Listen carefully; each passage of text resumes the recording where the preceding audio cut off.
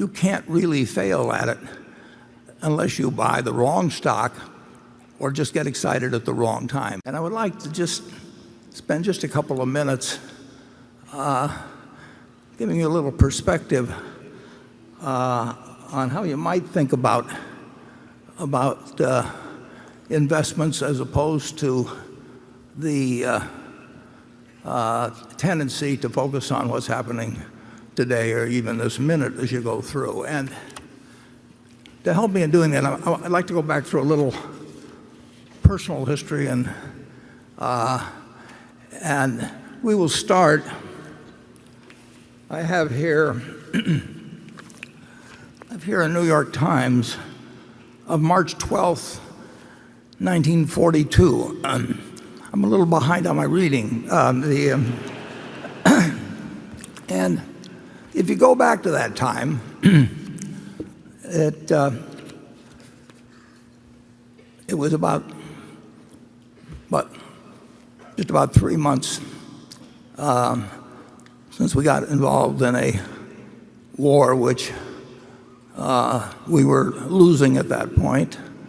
The newspaper headlines were filled with bad news from the Pacific, and I've taken just a couple of the headlines from the days preceding March 11th, which I'll explain. It's kind of a momentous day for me. And so you can see these headlines. We've got slide 2 up there, I believe.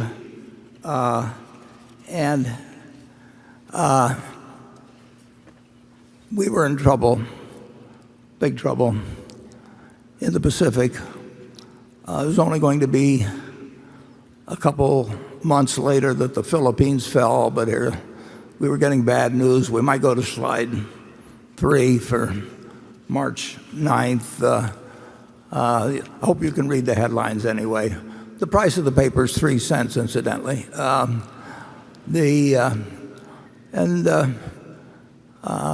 see, we've got March 10th up there, a slide. When I get to this advanced technology of slides, I want to make sure I'm showing you the same thing that I'm seeing in front of me. So anyway, on March 10th, when again, the news was bad. Foe clearing path to Australia. And it was like, the stock market had been reflecting this. And I'd been watching a stock called City Service Preferred Stock, which had sold at $84 the previous year. It had sold at $55 the year before, early in January, 2 months earlier. And now it was down to $40 on March 10th. So that night, despite these headlines, I said to my dad, I think I'd like to pull the trigger. And I'd like you to buy me three shares of City Service Preferred the next day. And that was all I had. I mean, that was my capital accumulated over the previous 5 years or thereabouts. And so my dad the next morning bought 3 shares. Well, let's take a look at what happened the next day. Let's go to the next slide, please. And it was not a good day. The stock market, the Dow Jones Industrials broke 100 on the downside. Now they were down 2.28%, as you see, but that was the equivalent of about a 500-point drop now. So I'm in school wondering what is going on, of course. Incidentally, you'll see on the left side of the chart, the New York Times put the Dow Jones Industrial Average below all the averages they calculated. They had their own averages, which have since disappeared, but the Dow Jones has continued. So the next day, we can go to the next slide, and you will see what happened. The stock that was at 39, my dad bought my stock right away in the morning because I'd asked him to, my 3 shares. And so I paid the high for the day. That 38 and a quarter was my tick, which is the high for day. And by the end of the day, it was down to 37, which was really kind of characteristic of my timing in stocks that was going to appear in future years. But it was on what was then called the New York Curb Exchange, then became the American Stock Exchange. But things, even though the war until the Battle of Midway looked very bad, and if you'll turn to the next slide, please, you'll see that the stock did rather well. You can see where I bought at 38 and a quarter. And then the stock went on actually to eventually be called by the city service company for over $200 a share. But this is not a happy story, because if you go to the next page, you will see that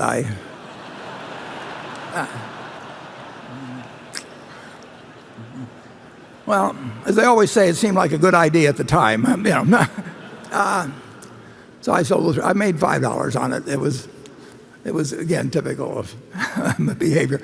But when you watch it go down to 27, it looked pretty good to get that profit. Well, what's the point of all this? Well, we can leave behind the city service story, and I would like you to again imagine yourself back on March 11th of 1942.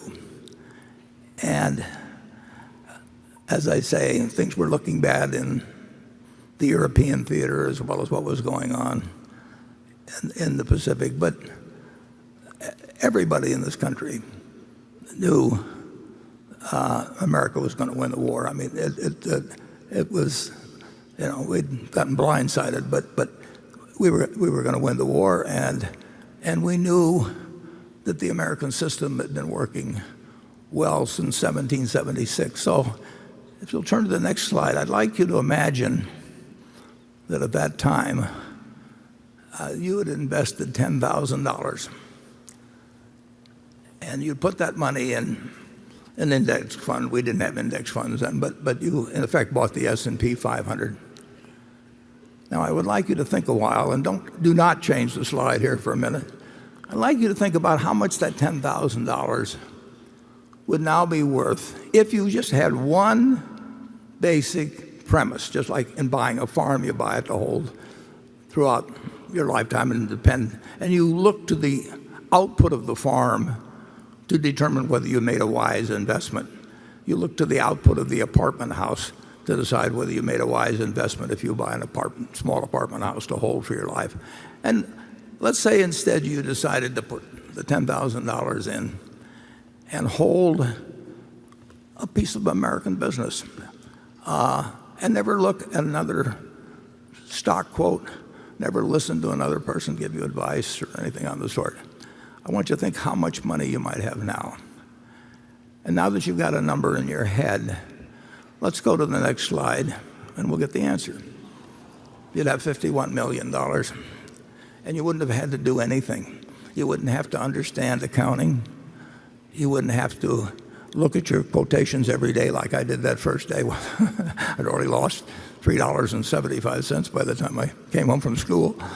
All you had to do was figure that America was going to do well over time, that we would overcome the current difficulties, and that if America did well, American business would do well. You didn't have to pick out winning stocks. You didn't have to pick out a winning time or anything of the sort. You basically just had to make one investment decision in your life. And that wasn't the only time to do it. I mean, I could go back and pick other times that would work out to even greater gains. But as you listen to the questions and answers we give today, just remember that the overriding question is, how is American business going to do over your investing lifetime? I would like to make one other comment because it's a little bit interesting. Let's say you've taken that $10,000 and you listen to the prophets of doom and gloom around you, and you'll get that constantly throughout your life. And instead you use the $10,000 to buy gold. Now for your $10,000 here, look in your safe deposit box, and you'd have your 300 ounces of gold, and you could look at it, and you could fondle it, and you could, whatever you wanted to do with it. But it didn't produce anything. It was never going to produce anything. And what would you have today? You would have 300 ounces of gold, just like you had in March of 1942, and it would be worth approximately $400,000. So if you decided to go with a non-productive asset, gold, instead of a productive asset, which actually was earning more money and reinvesting and paying dividends and maybe purchasing stock, whatever it might be, you would now have over 100 times the value of what you would have had with a non-productive asset. In other words, for every dollar you have made in American business, you'd have less than a penny of gain by buying in the store of value, which people tell you to run to every time you get scared by the headlines or something of the sort. It's just remarkable to me that we have operated in this country with the greatest tailwind at our back that you can imagine. It's an investor's haven. You can't really fail at it unless you buy the wrong stock or just get excited at the wrong time. But if you own a cross-section of America and you put your money in consistently over the years, there's no comparison against owning something that's going to produce nothing. And frankly, there's no comparison with trying to jump in and out of stocks and pay investment advisors. If you'd followed my advice, incidentally, or this retrospective advice, which is always so easy to give, if you'd follow that, of course, there's one problem about it. Your friendly stockbroker would have starved to death. And you could have gone to the funeral to atone for their fate. But the truth is, you would have been better off doing this than a very, very, very high percentage of investment professionals have done, or people have done that are active. It's very hard to move around successfully and beat really what can be done with a very relaxed philosophy. And you do not have to know as much about accounting or stock market terminology or whatever else it may be, or what the Fed is going to do next time and whether it's going to raise 3 times or 4 times or 2 times. None of that counts at all, really, in a lifetime of investing. What counts is having a philosophy that you stick with, that you understand why you're in it, and then you forget about doing things that you don't know how to do.